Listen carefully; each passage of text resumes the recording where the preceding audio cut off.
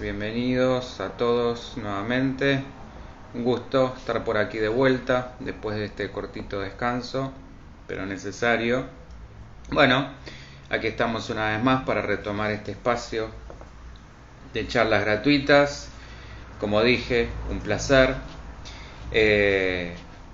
Ante todos los que suelen, como este público fiel, y por supuesto dar la bienvenida a quien se pueda sumar. La idea de estos espacios es tener un intercambio lo más enriquecedor posible para todos, sin ningún tipo de bajada de línea, como siempre digo, sino donde podamos juntos tratar de aprender a discernir, a tener un pensamiento crítico, que es lo que más me interesa que podamos ir desarrollando. Mi nombre es Alejandro Divagno, soy licenciado en psicología y la idea de este centro llamado La Llave Psi es justamente proponer un abordaje integrativo, un abordaje múltiple, esto es, desde todas las aristas posibles, bio, psicosocial, espiritual. Hola Vale, ¿cómo te va? Un placer. Y por supuesto, esto es abrazar todas las miradas que puedan sumar, que puedan construir, que puedan abrir espacios, tender puentes, abrir la cabeza. Podemos nutrirnos tanto de la filosofía, bueno, la psicología en todas sus escuelas, con el corazoncito siempre puesto, como también habitualmente recalco, en lo humanístico, porque la pretensión es ir haciéndonos cada vez más humanos, desde todo tipo de técnicas como pueden ser las constelaciones, la biodescodificación, toda la cuestión espiritual, tanto metafísica, como todo tipo de nuevas, ya sea herramientas o recursos que puedan ir surgiendo, a veces técnicas muy milenarias como la meditación, que se les va adaptando o ayornando con distintos nombres, pero no dejan de ser un poco lo mismo con otra cáscara, que bueno, un poco eso va a ir el asunto en la charla de hoy. La idea es que esto no sea un monólogo, sino que puedan animarse a participar, preguntar, debatir, cuestionar, que sea un ida y vuelta y que podamos entre todos, bueno, lo que decía al comienzo, generar un espacio abierto,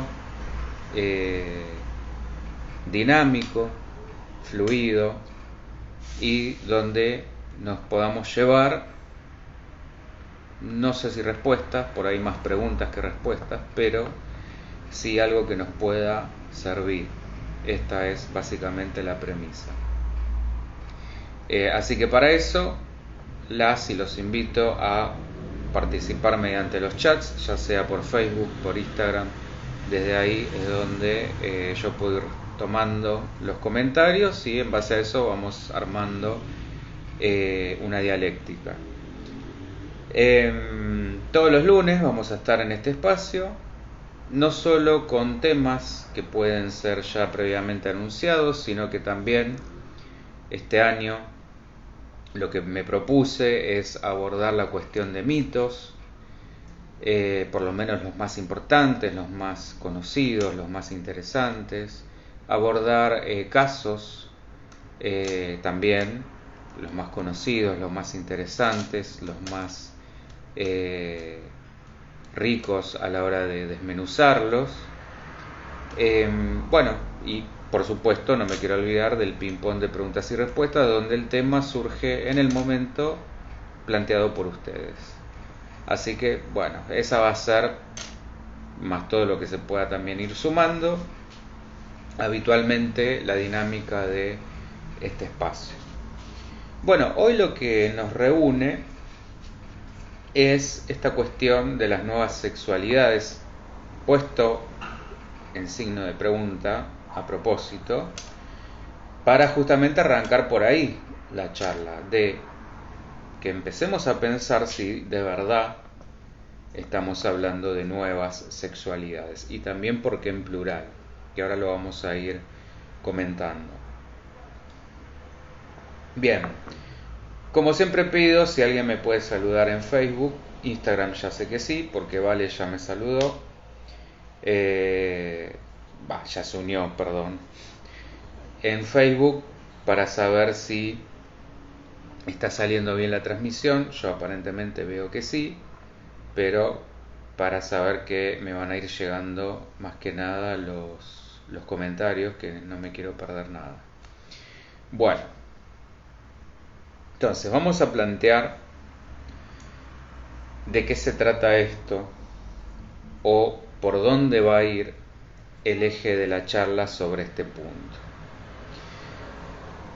Tanto cuando hablamos de nuevas patologías como esto de nuevas sexualidades, preguntarnos si son realmente nuevas, como nuevas estructuras, o si son simplemente mudanzas de ropa, una suerte de transvestismo, podríamos decir, al compás de los tiempos acelerados que estamos viviendo.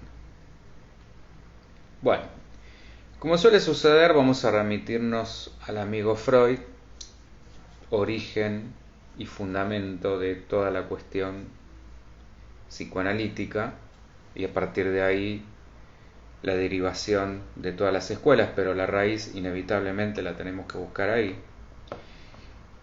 Él provocó una tremenda ruptura, una ruptura revolucionaria en sus 3 ensayos para una teoría sexual, cuando planteaba la existencia de la sexualidad infantil. Fue absolutamente rompedor con esta postura. ¿Por qué? Porque vino justamente a desarmar, a destruir el mito de los niños como inocentes y asexuados. Los niños, venía a decir Freud, podían ser no solamente malos, sino además ser sexuados. Hola Iván, ¿cómo va? Y que toda la conflictiva sexual gira en torno al eje de la aceptación o no de la diferencia. Esto era lo que iba a venir a plantear Freud. Es decir, en otras palabras, la aceptación o la renegación de la castración como un posicionamiento estructural psíquico. Y como si fuera poco, venía a decir que el ser humano no tiene instinto, como los animales, sino que tiene pulsión. ¿Qué quiere decir esto? ¿Qué venía a querer decir con esto? Que no hay para el ser humano un objeto prefijado, como si en los animales, para la satisfacción con fines puramente reproductivos. Por supuesto, esto era también una tremenda ruptura hacia el dogma religioso de la época. O sea, con esto se aseguraba: hola Carlita, ¿cómo estás? Gracias por el saludo, por el corazoncito y por saludarme para saber que por Facebook está saliendo ya. Ok, tarda un tiempito, siempre veo, pero sale bien. Bueno, decía esto, no solo venía como a plantear una revolución para la época, contextualicemos época victoriana, mucha moralina, sobre todo cristiana. Entonces él venía a decir primero que los niños no eran inocentes, que no eran asexuados, y encima que el ser humano venía a satisfacer su pulsión por fuera de una programación instintiva. Bueno, por eso pasó a la historia y fue tan conmocionador su discurso y tan rupturista para la época.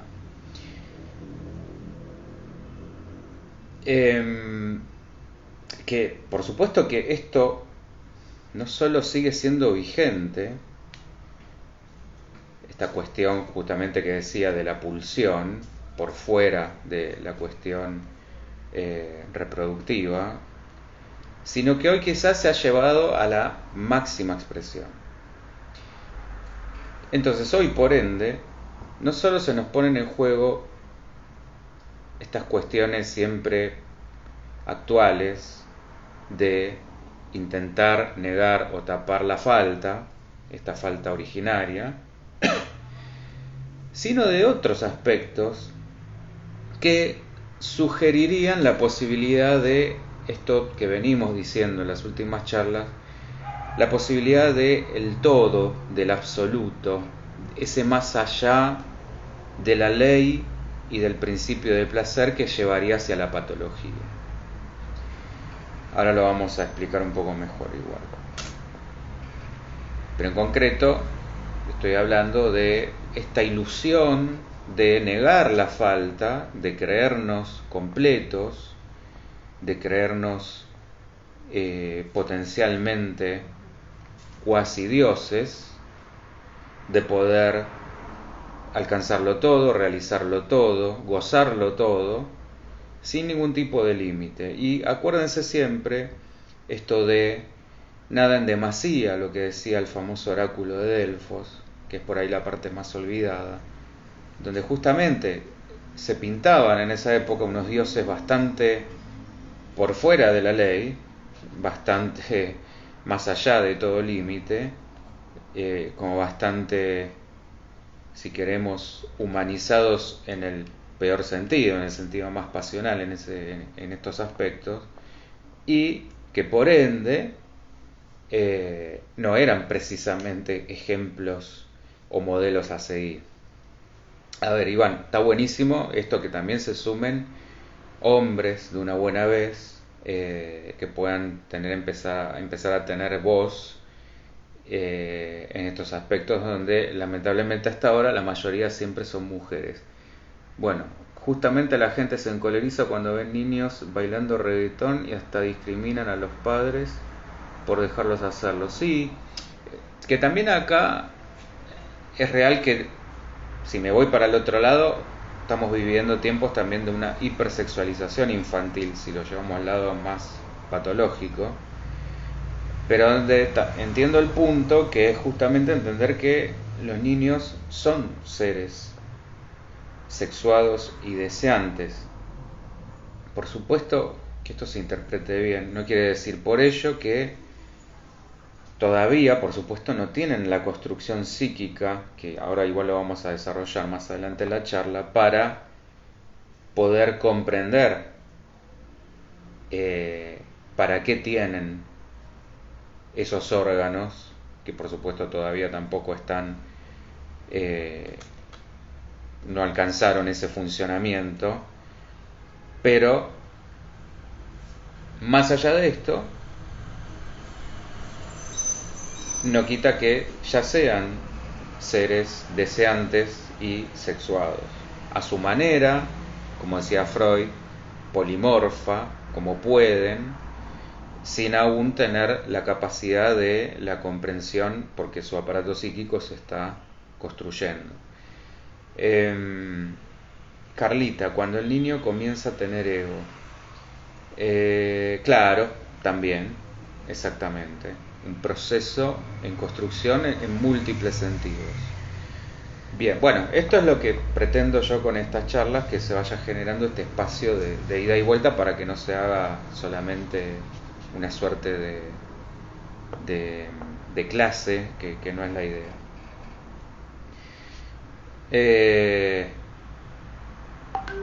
Ahora,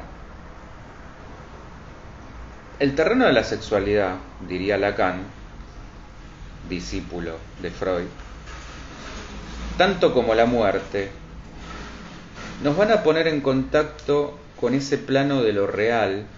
Acuérdense que esto de lo real, decía Lacan, él hablaba de 3 planos simbólicos,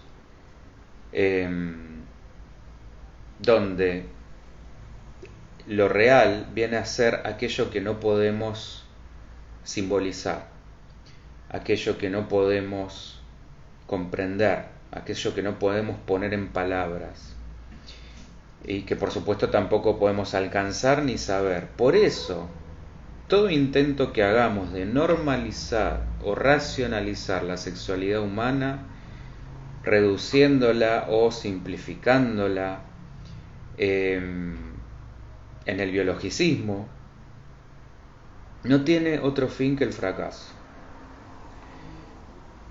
Lo mismo que ese permanente intento también de burlar la falta, deshumanizándonos de alguna manera para tratar de volvernos dioses, esto que hablaba hace un ratito. Y la cuestión biológica siempre estuvo presente en Freud, no solo por su propia formación como neurólogo, sino porque siempre apalancó su teoría sobre la biología, buscando una integración, que es lo que siempre insisto en que intento también proponer. Por eso mismo, hola Ana María, ¿cómo te va? Por eso mismo dejó en claro que la identidad sexual, esto sería pensarse hombre o mujer, o todas las múltiples posibilidades, no es algo dado, volvemos a esto de lo a priori, lo biológicamente determinado, sino algo a construirse.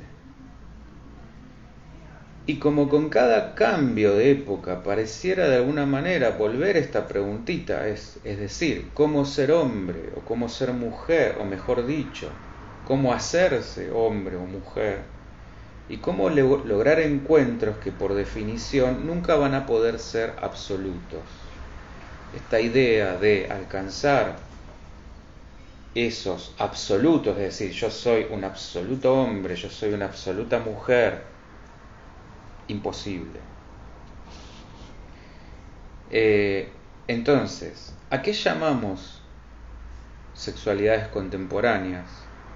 Bueno, partiendo del concepto freudiano de que la sexualidad humana es en sí misma, por definición, per se, desviada, porque, como dije al principio, está por fuera de una fijeza predeterminada. Es correcto entonces hablar de sexualidad en plural, sexualidades, por diverso, por diversidad, por polimorfa en sus preferencias objetales.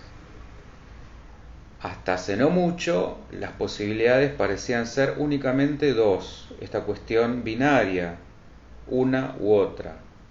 Bueno, hoy, afortunadamente, estamos empezando a hablar de un polimorfismo. Pero también, Freud, en su obra El malestar en la cultura, nos va a aportar que cada época va a dejar su marca en cuanto a las distintas maneras de expresar esa pulsión. Y hoy nos vamos a encontrar con 2 discursos imperantes, el de la ciencia y el del capitalismo. La dominación combinada de los dos, de ambos, vino a poner en jaque al orden simbólico anclado en esto que también hemos visto cuando fue la charla de Edipo en decadencia, cuando fue la charla de En nombre de lo múltiple, vino a poner en jaque la cuestión del nombre del padre, esta referencia a la que hacía Lacan, esta suerte de anclaje simbólico representando la ley. Volviendo a traer sobre el tapete, aquí y ahora, si este simbólico está cuestionado, bueno, ¿qué es lo que viene a reemplazarlo para responder a ese real de la sexualidad humana? Responder o intento de responder. Bueno, podríamos apoyarnos en 3 referencias que nos trae justamente el propio Freud. Primero, recalcar esta cuestión de que para Freud lo masculino o lo femenino es un desconocido sobre el cual la anatomía no puede dar ninguna respuesta totalmente acabada, ninguna respuesta completa, y que esa distinción no es psicológica sino cultural.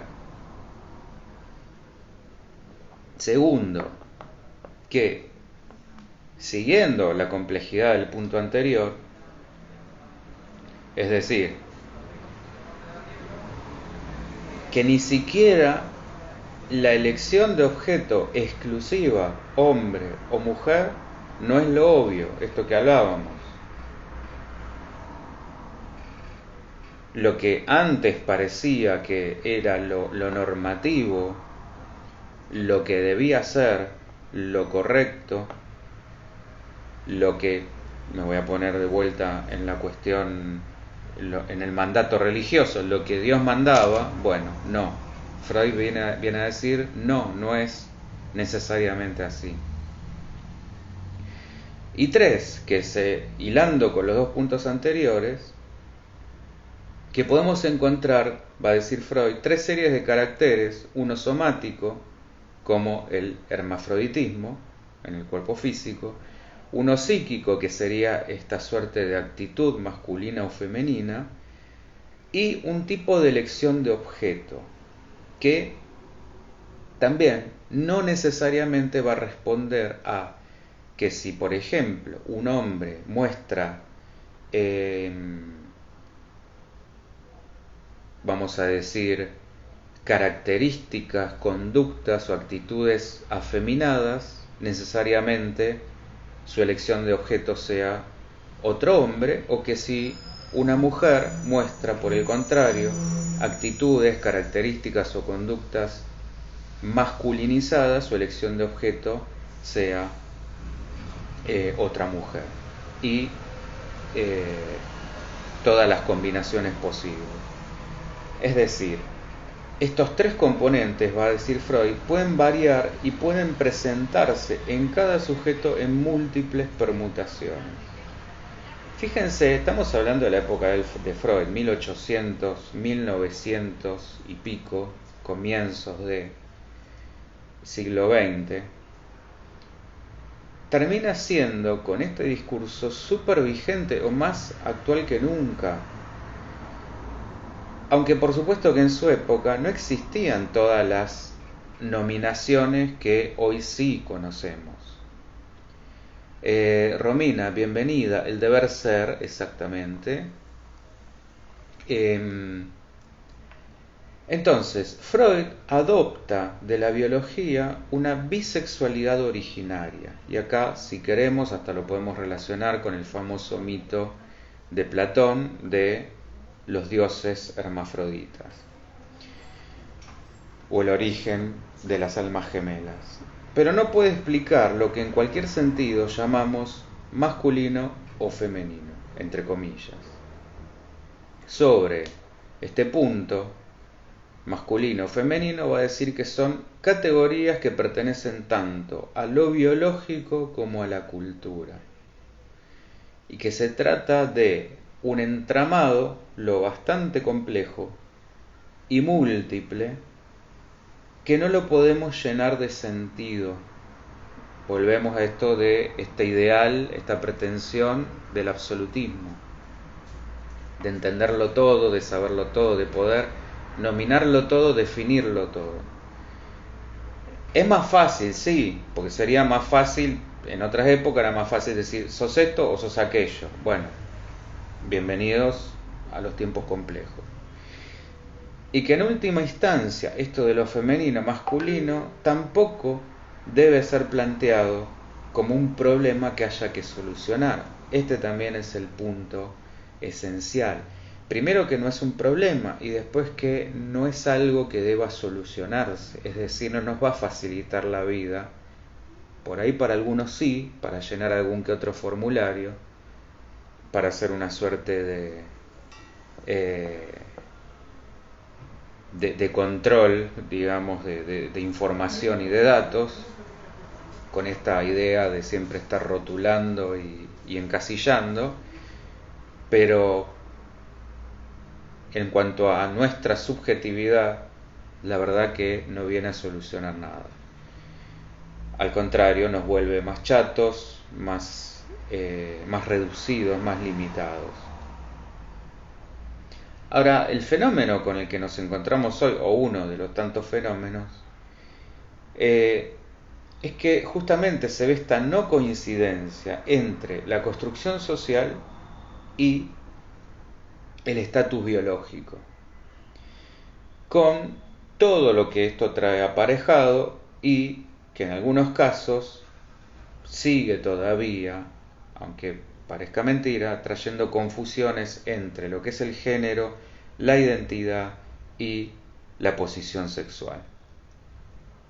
Y en este sentido, la lucha feminista no solo expuso al patriarcado como un sistema ideológico basado en la sumisión de la mujer, sino que vino a traer el cuestionamiento mismo de la categoría de hombre y mujer. Es decir, pongamos sobre la mesa, sobre la palestra, esta cuestión de qué es ser un hombre, qué es ser una mujer, como también trajo, por ejemplo, ligado a este punto, el debate del lenguaje inclusivo. Me estoy perdiendo algún... Carla, ¿la cultura influye en todas estas sexualidades? Por supuesto. Acordate, Freud hablaba de las series complementarias, que tiene que ver con una multiplicidad de factores. Es decir, no es solamente la parte biológica, es decir, nuestra herencia genética, sino la crianza, por supuesto, pero también, y con mucha incidencia, el medio. Es decir, somos un intercambio con el medio.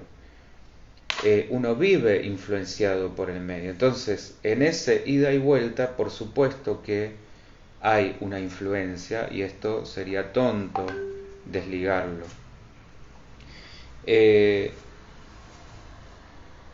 Ahora, en común con las ideas de Lacan sobre la mujer, acuérdense acá también, si aún no la vieron o no la recuerdan, también tuvimos una charla sobre qué quiere una mujer, esto en signo de interrogación también, es lo que se planteaba Lacan y lo que también Freud nunca llegó a responderse. En común con esa preguntita, se atreve a decir Lacan que la mujer no existe.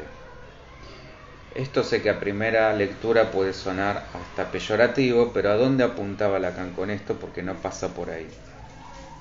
Él quería decir con esto que los hombres escriben casi siempre de la misma manera su castración. Por eso, él hablaba de que el cuerpo masculino todo es con el pene, con lo que ellos suelen gozar de su cuerpo y del cuerpo del otro. Entonces, al gozar el hombre con el pene, se unifica de alguna manera la erotología masculina. Por eso el dicho, el famoso dicho, la famosa frase común de que todos los hombres son iguales. O si lo quieren de una manera más vulgar, esto de los hombres piensan solamente, bueno, con eso.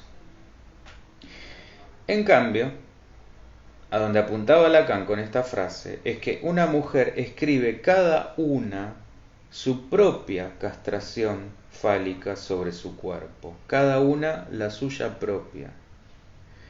No hay dos mujeres iguales. cada una tiene su forma particular de disfrutar de su cuerpo.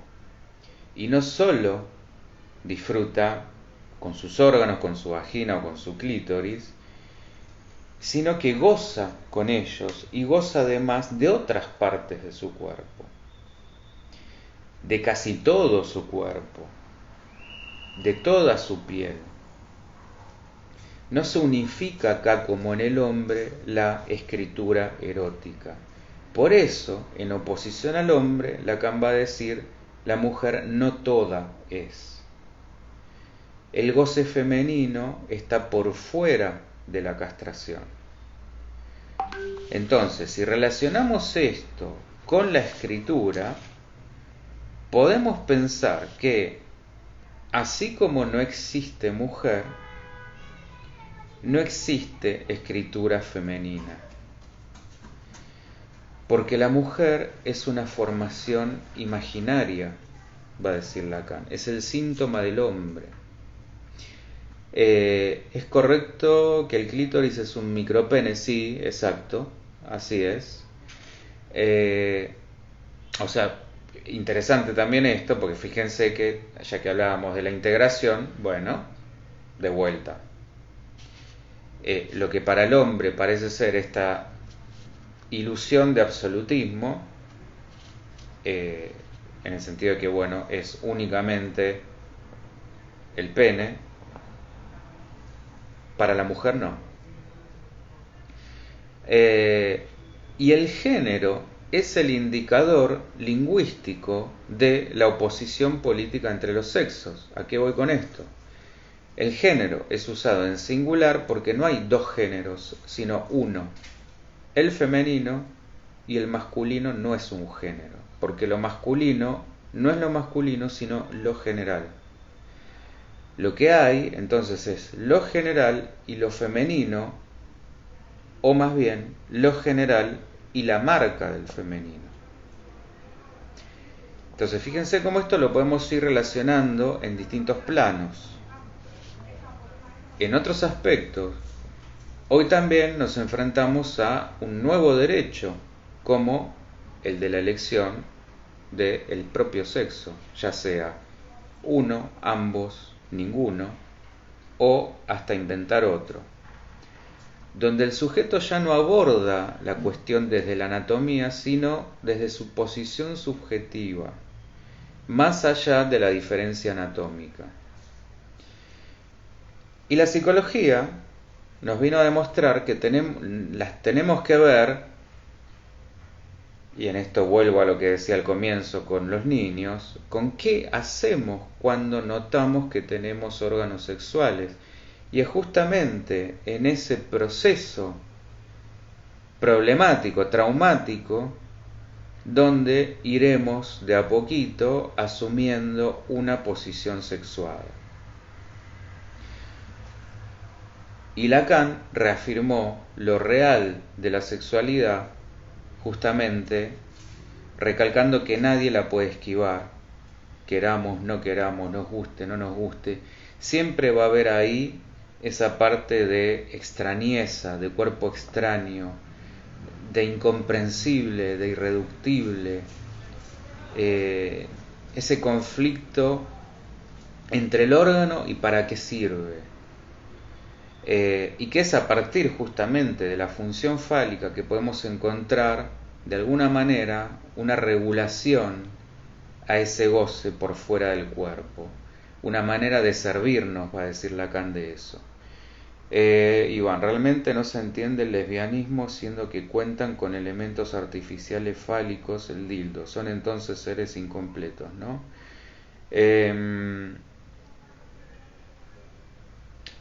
A ver si entiendo bien la pregunta. ¿Vos querés decir que no se entiende la utilización de elementos fálicos porque ellas también podrían aprovechar esta suerte de micropene, o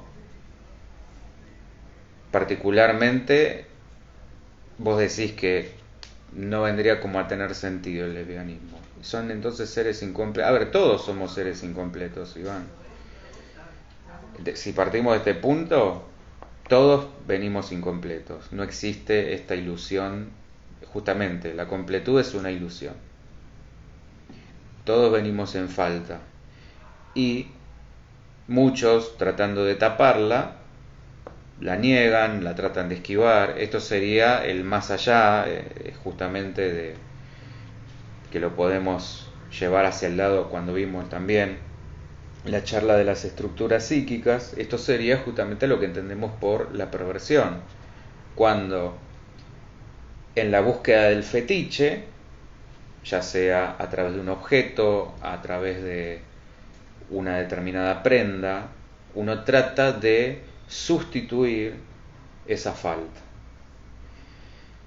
Pero para eso tiene que darse una serie de características, que es la fijeza, la repetición y por supuesto la cosificación del otro. Y la exclusividad, no me quería olvidar de ese punto tampoco. Pero sexualmente el hombre es un cuerpo humano desarrollado, la mujer no, micropene.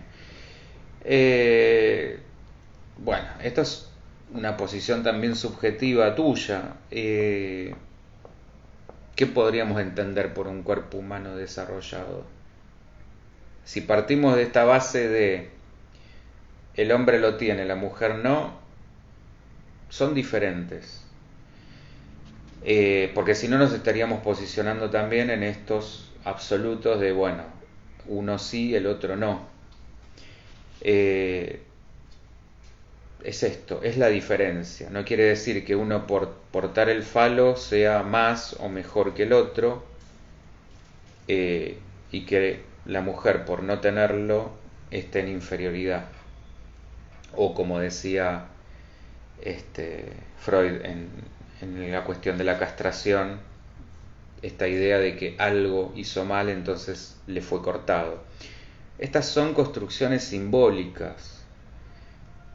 Si nos vamos al mito, bueno, Platón decía que todos éramos seres hermafroditas y también osamos desafiar a los dioses, nos partieron al medio y de ahí salieron todas las múltiples opciones. Es decir, en un principio teníamos ambos sexos y a partir de ahí, de esa división, se dieron todas las posibilidades.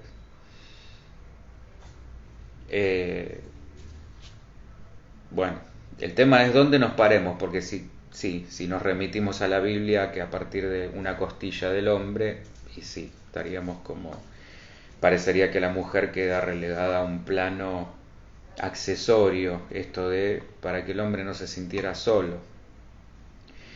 Pero no, fíjate que por otro lado también yo te podría decir, fíjate que la mujer, al contrario del hombre, tiene como hasta la ventaja de poder gozar con todo su cuerpo y no solamente con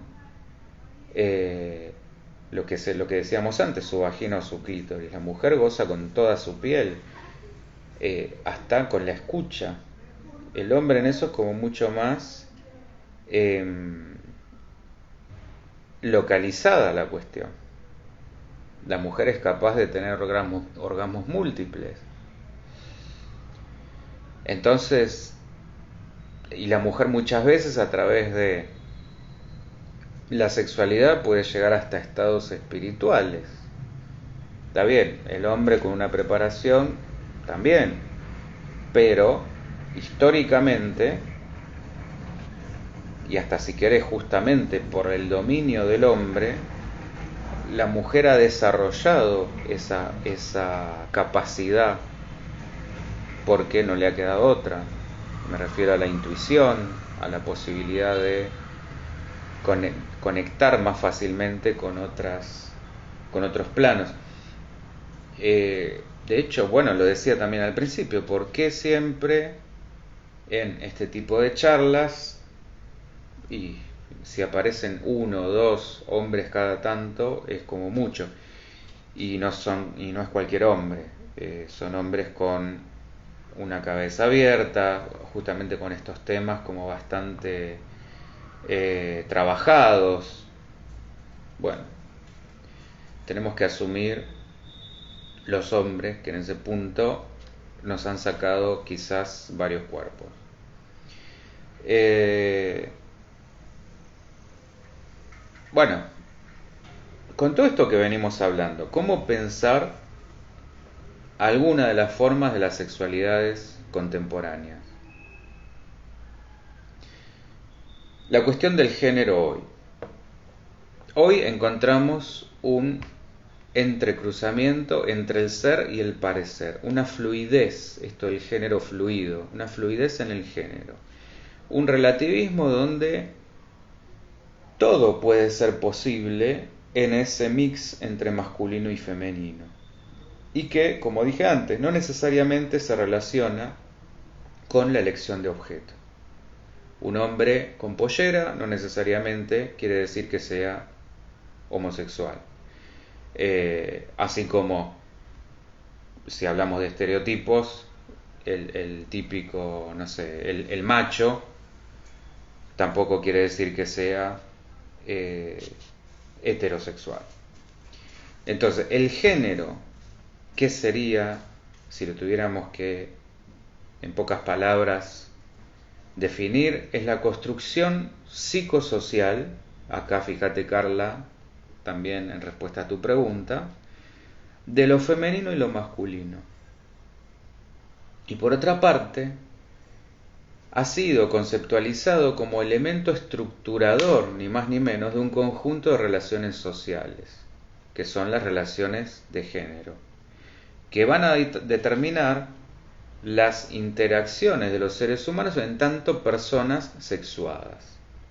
O sea, las relaciones de género son construidas socialmente y por lo tanto son transformables, son dinámicas, no son fijas.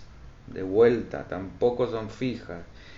No proceden de la biología ni son necesariamente armoniosas.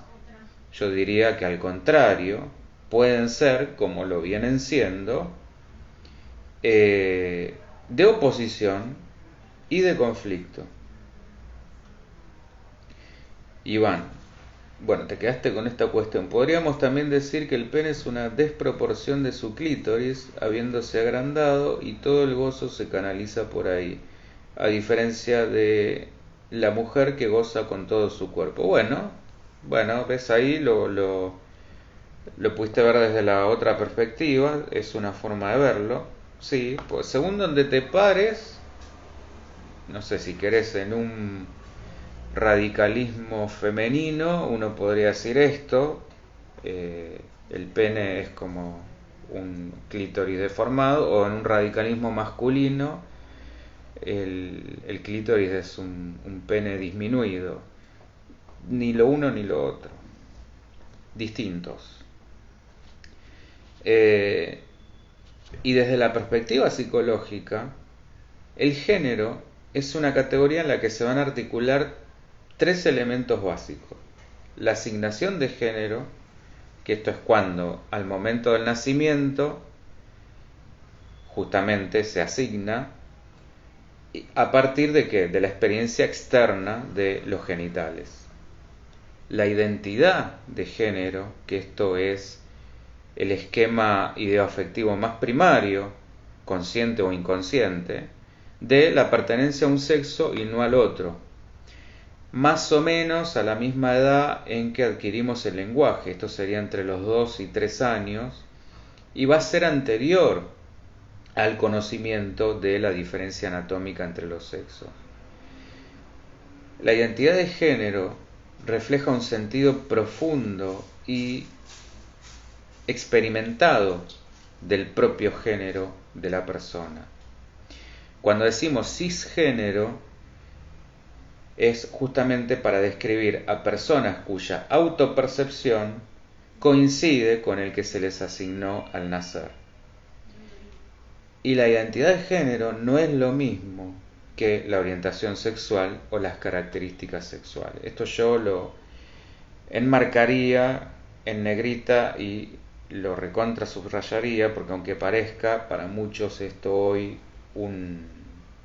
una obviedad en algunos lugares, aunque no me crean, todavía esto hay que seguir explicándolo.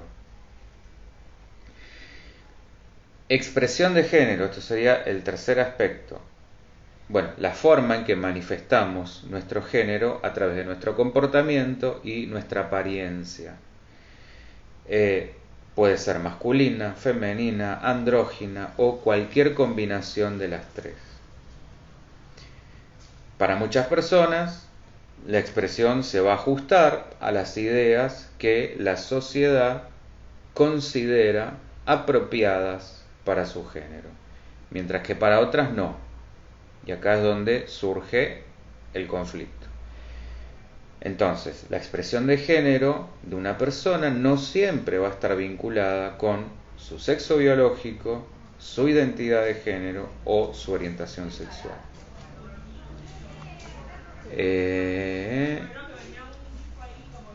No me quiero perder nada.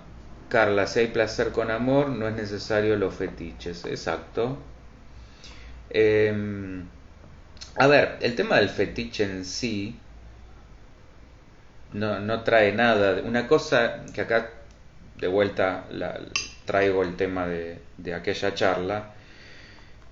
No es la cuestión bien o mal si, no sé, cada tanto uno recurre a juguetes, a disfraces, a fantasías. La cuestión está en que si esto es necesariamente exclusivo para que se produzca el placer. Ahí va el tema. Es decir, no es lo mismo decir, che, alguna vez para cambiar, ponete tal cosa, que eso no sería un fetiche en todo caso, sino a decir, si no te pones tal cosa, no puedo tener erección. Este es el tema, la gran diferencia. Miriam, ¿qué significa ser completo? Bueno, es el imposible, justamente, esta idea de negar la castración, negar la falta, asumir que de alguna manera yo la puedo burlar, que es como desconozco genera muchas veces los traumas suceden cuando por ahí uno de chiquito frente a esa escena temida, traumática, de por ahí ver a alguno de los padres desnudos, de notar la diferencia anatómica, uno la niegue, la intente tapar, asumir que no existe, y a partir de ahí es donde se producen las patologías, las perversiones. La perversión como estructura, no como cuestiones más ligadas a ciertos comportamientos tildados de perversos. Bien.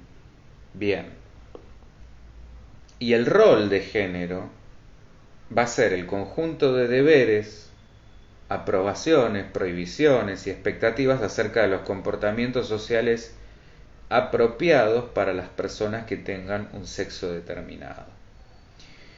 Entonces fíjense cómo, ni hablar, la influencia de lo social de cada época.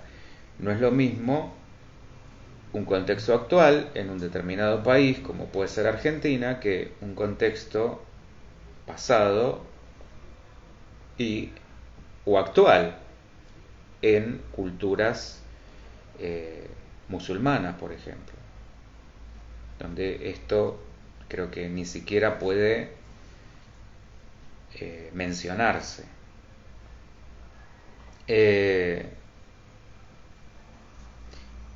Actualmente se tienen en cuenta 5 aspectos cuando se habla de la sexualidad: el sexo, el género, la vinculación afectiva, el erotismo o el deseo y la reproducción.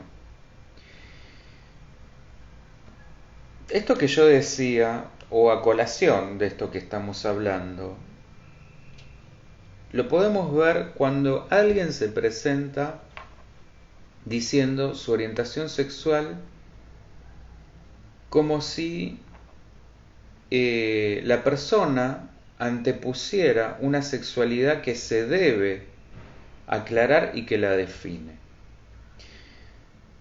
Recuerdo una vez un paciente que en la primera entrevista lo primero que me dijo fue soy gay. Después hizo un silencio como esperando que pasara algo, como esperando o una aprobación o una por el contrario, una negación, y como no pasó nada, se alivió, como que respiró aliviado. Recién ahí pudo contar lo que realmente lo traía a consulta. Entonces, ¿a qué voy con esto? Que cuando alguien se tiene que presentar como diferente, está diciendo que no pertenece o que no se siente parte de algo, de una norma, y que esa es la norma del mundo social heterosexual.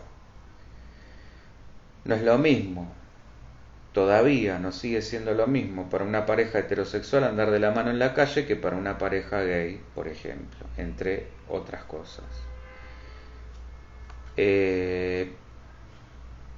Ana María, muy bueno el tratamiento del bueno, muchas gracias.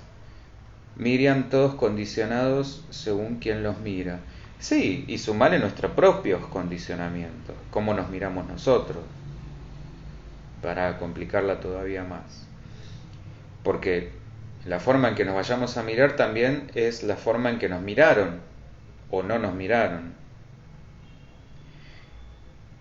El tema también de la transexualidad, donde confluyen sexuación, intervención en lo real del cuerpo y el derecho a la identidad, van a ser como tres variables para que pensemos también esta cuestión.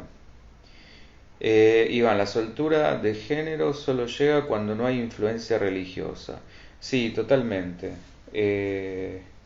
Sí, y muchos otros temas, te diría. Por eso siempre abogo por una espiritualidad más que por una religión, porque la religión de alguna manera impone mandatos también, mandatos de cómo este deber ser es una forma de adaptación y responde a pautas también coyunturales de una época y de determinadas personas que han manipulado justamente, ni siquiera quiero decir a su conveniencia, sino muchas veces desde un sesgo propio. Es como decir, bueno, a mí me parece que esto, lo correcto es así. Bueno, es una mirada. Yo creo que ahí el único punto es que uno vaya encontrando ese cómo en justamente este equilibrio entre no caer en la demasía ni en el otro lado, ni en la falta de, sino como un sano pero propio equilibrio de no ir hacia la desmesura ni hacia la escasez. Y es lo difícil, ¿no? Pero bueno, es justamente el camino del autoconocimiento. Y donde la única influencia vaya siendo justamente mi conocimiento de mis propios límites. Hasta dónde sé que esto no me hace daño, ni hago daño a nadie. Y me permite ir construyéndome en una mejor versión de mí o la que quisiera alcanzar. Creo que ese debe ser el punto. Todo lo que condicione, lo que restrinja de o lo que te diga, mira, vos tenés que ser así porque es lo que corresponde, y no me parece.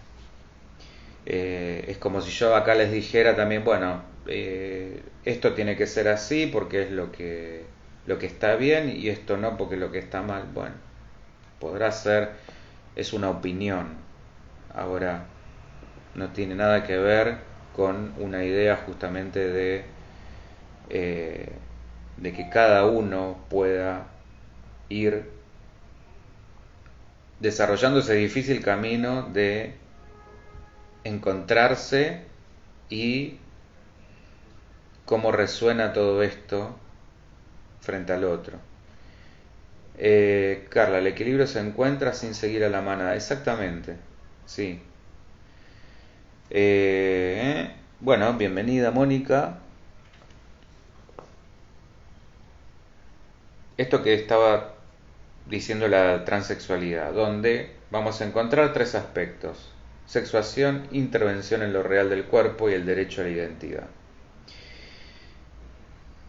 Iván, las infancias trans me confunden mucho, no sé hasta dónde apoyar esa libertad, siendo que ser hombre o ser mujer es una construcción cultural. Bueno, justo, mira, ahora lo vamos a empezar a desmenuzar. Lacan va a decir, justo siempre él complicando la cosa, que el error de quien busca la cirugía para reconocerse es no haber entendido que para acceder al sexo uno debe pagar el precio de la diferencia, uno debe asumir el costo de la diferencia. Es a partir de ahí en que uno puede aprender, porque esto se puede aplicar a todos los ámbitos, en el sentido de aprender a frustrarse, aprender a entender que por mucho que uno desee, no lo va a alcanzar todo, no lo va a lograr todo. Como está de vuelta, insisto, ¿cuál sería la medida de la sanidad? Bueno, este equilibrio entre la aceptación y el deseo. Es decir, agradezco y valoro el camino recorrido, no me olvido de mis raíces, no me olvido de quién era y de quién soy, y al mismo tiempo sigo también procurando crecimiento, teniendo deseo, teniendo proyecto, ir por más. Pero ni una cosa ni la otra, ni la chatura de decir, bueno, no quiero más nada y me resigno, pero tampoco esta cosa de nunca es suficiente, nunca alcanza. Entonces, en esto de pagar el precio de la diferencia es aceptar que no somos completos, aceptar que venimos castrados, aceptar ese costo que también implica en cada decisión que uno toma, es decir, bueno, voy por esto, pero sé que estoy asumiendo la pérdida de esto otro. Es decir, no existe esto de decido algo y me quedo también con aquello, porque no tolero perder nada, resignar nada. No, lamentablemente, que yo esté dando esta charla ahora quiere decir que no esté haciendo ninguna otra cosa. Asumir una relación monogámica implica no estar con un montón de múltiples posibilidades distintas. Y el tema está ahí, lo que nos posiciona es justamente asumir ese costo.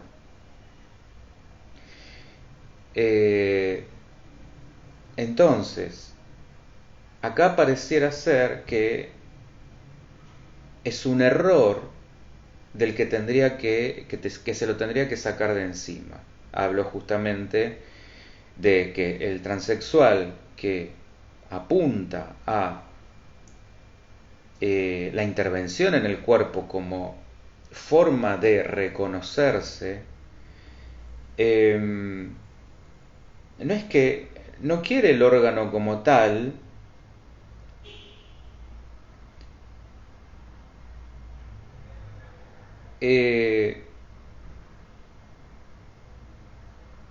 sino como significante. Este es el punto. Confunde de alguna manera el falo con el órgano. En otras palabras, es de vuelta la no aceptación de la diferencia, como si fuera esta cuestión que sacándolo, extirpándolo, ya está. Ya con eso se soluciona el problema. Y no, es ahí donde se está mezclando el falo con el órgano. Podríamos pensar en un principio que se trata de un sujeto que no logró acomodar ese órgano, es decir, que no le encontró alguna función al pene, que esto evidentemente no ha funcionado, y por eso pide que se lo corten, que se lo extirpen. Pero además, esta decisión de mutilación se acompaña con la idea de haber nacido en el cuerpo equivocado. sosteniendo, fíjense acá lo curioso, la certeza de ser una mujer. Primero, cuando hablamos de certezas, en el ámbito psicológico, yo por eso insisto, no existe ninguna certeza. Cuando hablamos de certeza estamos hablando de terrenos ya patológicos, lo voy a decir a lo bestia, los psicópatas tienen certezas. Cuando hablamos de delirios místicos, cuando hablamos de cualquier tipo de idea delirante, son absolutamente como ideas reveladas. La verdad absoluta, ya que estábamos también con los absolutismos. Entonces, primero que nadie tiene certeza, y mucho menos en cuanto a esto de qué es ser una mujer. Entonces, cuando la sexualidad se plantea como una suerte de menú a la carta, en esta muy de los tiempos modernos, de convertirte en lo que quieras ser,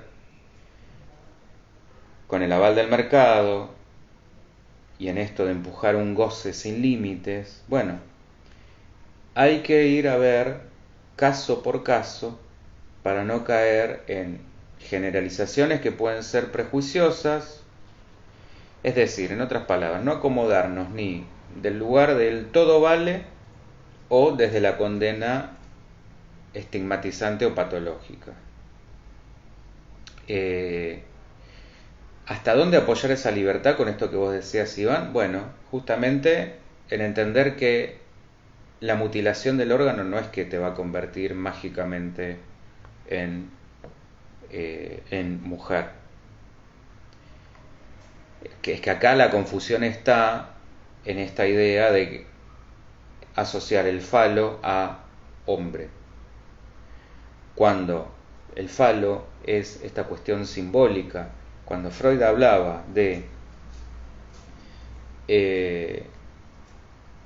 el falo, es esta justamente premisa de que todos portan o que todos tienen pene. Es justamente la negación de la diferencia. Pero justamente estamos hablando de esta cuestión simbólica, porque si no volvemos a estos planteos de, bueno, el hombre por tener pito es hombre, eso lo hace hombre, y la mujer por no tenerlo es mujer. Y desde ahí todos estos posicionamientos de dominio, de, en otras palabras, patriarcado.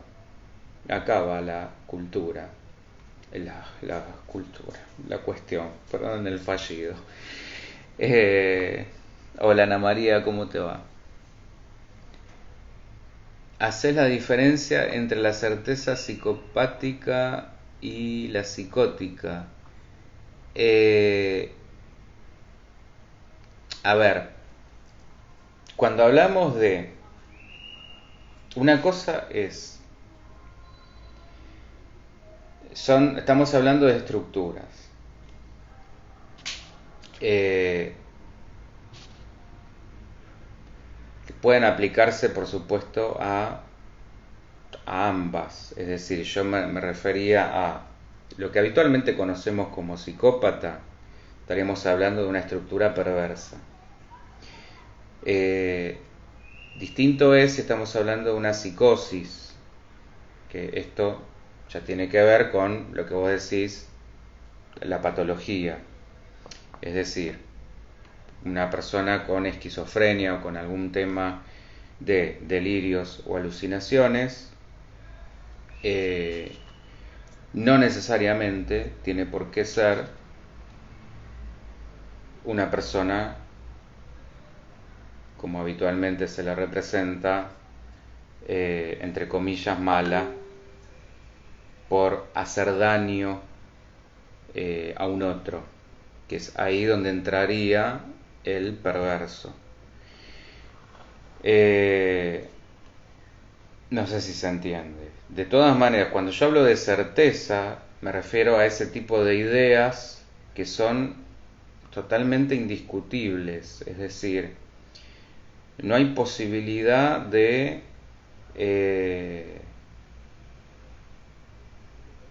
hay posibilidad de justamente de poder ponerlas en cuestionamiento. Si vos lo intentás esto, lo que recibís es una absoluta negación. Entonces,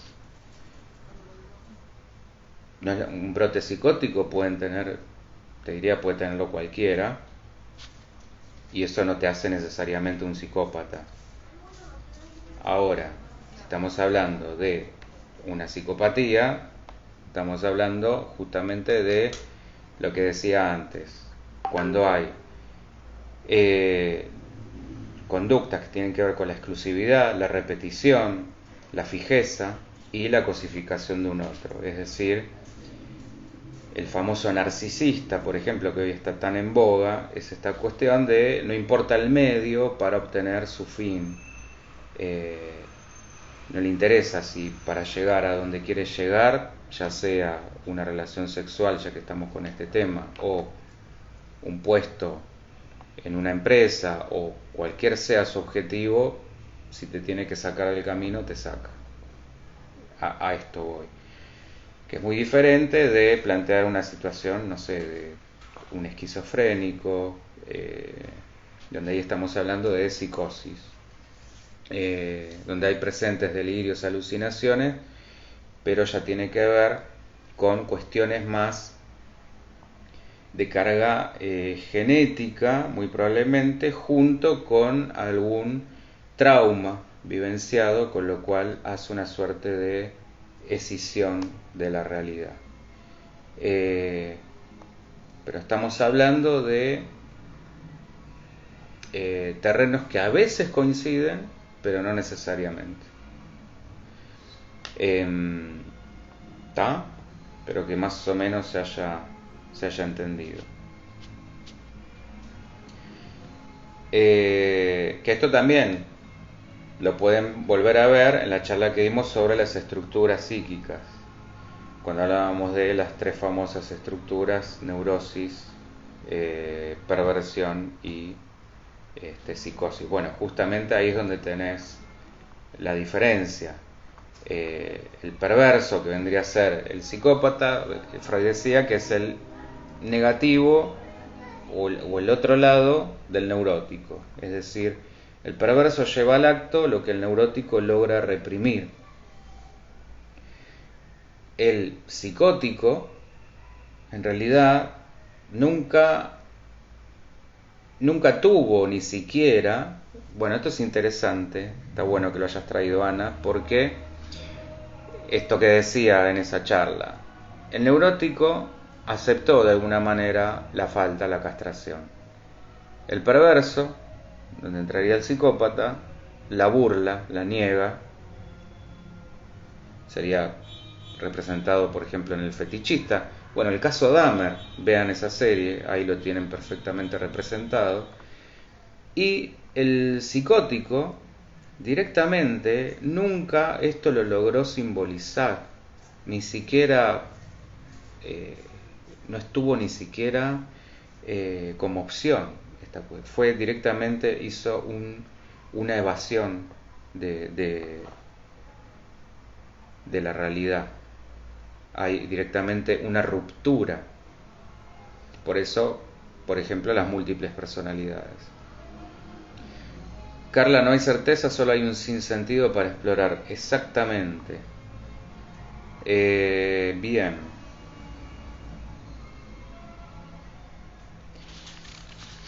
Bueno, entonces, para ir redondeando, estamos atravesando tiempos de grandes cambios, no estoy diciendo nada maravilloso, y si de verdad queremos habitar un mundo más diverso, tenemos que abrirnos a las periferias, a las minorías.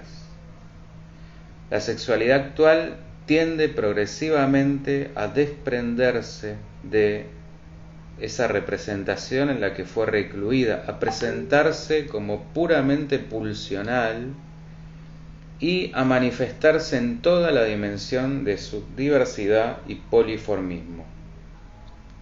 Entonces, en los últimos años se ha dado un blanqueo de una sexualidad que antes aparecía negada, oculta, marginal, que tenía que ser escondida. De alguna manera se ha corrido el velo de lo que Foucault retrataba como la hipocresía y doble moral del siglo pasado.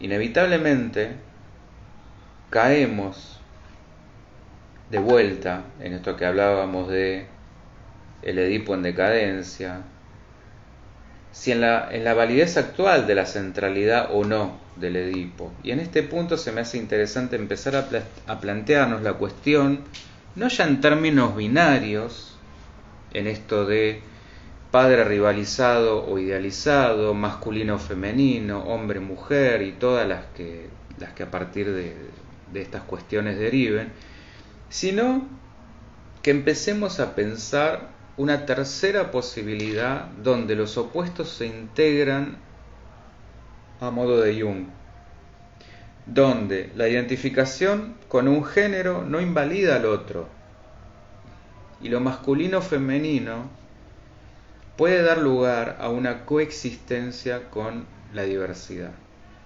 que asumir un género coexista con la representación a género o con la identificación del género opuesto. En otras palabras, ir hacia esto que decíamos, o que decía Freud, el poliformismo, cuando se refería a los niños, resignificándolo como esta multiplicidad en la diversidad. Entender que hay un mucho más allá que no es patológico, por fuera del par varón masculino y mujer femenina, que fue hasta ahora la premisa hegemónica dominante, y lo que, si hay algo que vino a traer esta época, es justamente a cuestionar y a transformar.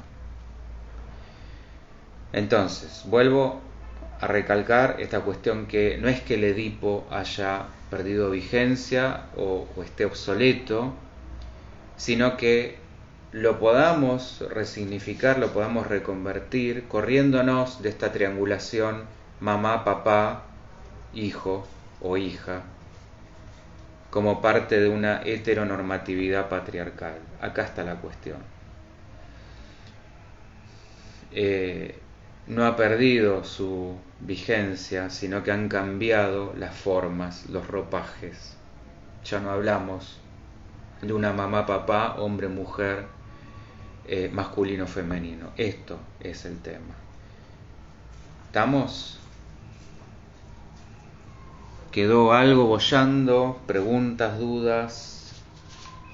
Bueno, me encantó todo lo que esto generó. Es un tema polémico, controversial, lo sé, por eso lo traigo.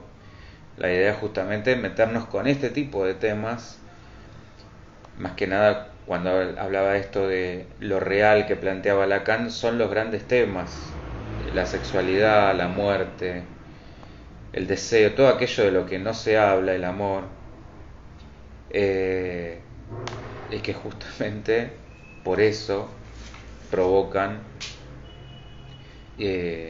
tanta reacción. ¿Estamos?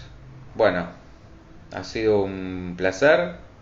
Gracias a todos, a todas los que se animaron y las que se animaron a participar. Carla, Ana María, Miriam, Iván, bueno, no me quiero olvidar, Romina. Un gusto. La idea es que mantengamos esto. El próximo lunes a la misma hora, las 19, vamos a estar con otra de estas charlas, así que la invitación para la próxima semana. El jueves, no me quiero olvidar, me tomé un programita de descanso porque estaba de vacaciones. Vuelvo a Tertulia. Esto es un nuevo proyecto en esta modalidad de radio-televisión. Es el jueves a las 20, así que también súmense los que y las que les pueda interesar. Vamos a estar hablando con una psiquiatra, hablando justamente de las somatizaciones, tema también muy interesante. Y esto es vía internet a través de playbuf.com.ar, con B corta, play, todo junto, playbuf.com.ar. Así que también. Bueno, porque también ahí pueden hacer preguntas, comentarios, todo lo que ustedes deseen. Muchísimas gracias y será hasta el lunes que viene. Chau, chau.